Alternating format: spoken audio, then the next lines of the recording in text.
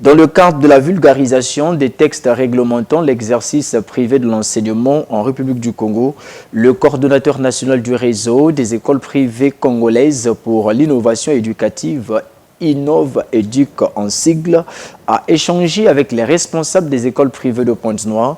L'initiative vise entre autres à éviter les questions de dysfonctionnement au sein de leurs établissements. À créer, à étudier la création et le des établissements, c'est la direction d'études et de la planification. Après Brazzaville le 17 mai dernier, le réseau des écoles privées congolaises pour l'innovation éducative, en sigle Innovduc, et son coordonnateur national ont mis le cap sur Pointe-Noire ce 7 juin pour vulgariser les textes réglementant l'exercice privé de l'enseignement en République du Congo.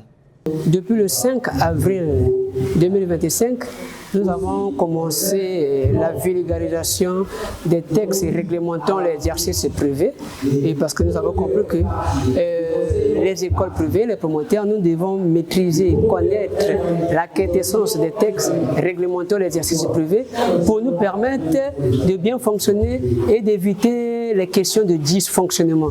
Dans le même élan, nous avons fini avec Brazzaville et nous voici à Pointe-Noire avec le promoteur.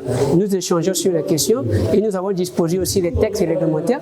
On les donne, on les exploite ensemble pour que nous, désormais, nous devons respecter le cadre juridique réglementaire de l'exercice privé et c'est à nous de veiller. C'est à nous de veiller. L'État a déjà mis en place le cadre réglementaire, mais c'est à nous de le respecter et aussi de veiller aux anarchistes. L'innovation éducative est au cœur de ce réseau. Dans cette plateforme, nous parlons innovation éducative. Nous comprenons qu'aujourd'hui, le secteur privé évolue dans tous les sens. C'est pourquoi nous voulons ramener les amis à connaître le cadre juridique qui réglemente notre secteur de façon que nous ne soyons pas surpris.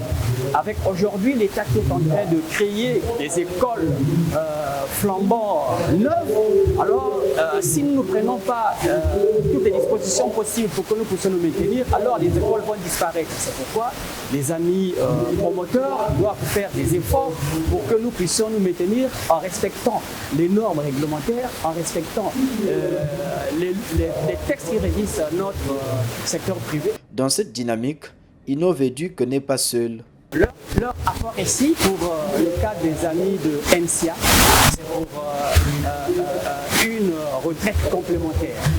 Beaucoup plus dans les écoles privées, nous ne prenons pas le soin d'immatriculer nos enseignants au niveau de la CNSS. Mais on a un temps court sur la terre. Et lorsqu'il sera fatigué, qu'est-ce qu'il pourra faire? À ce moment, le réseau Innoveduc a fait appeler NCA pour nous aider à faire un épargne, à épargner de façon qu'à la fin, qu'on ait un peu d'argent qui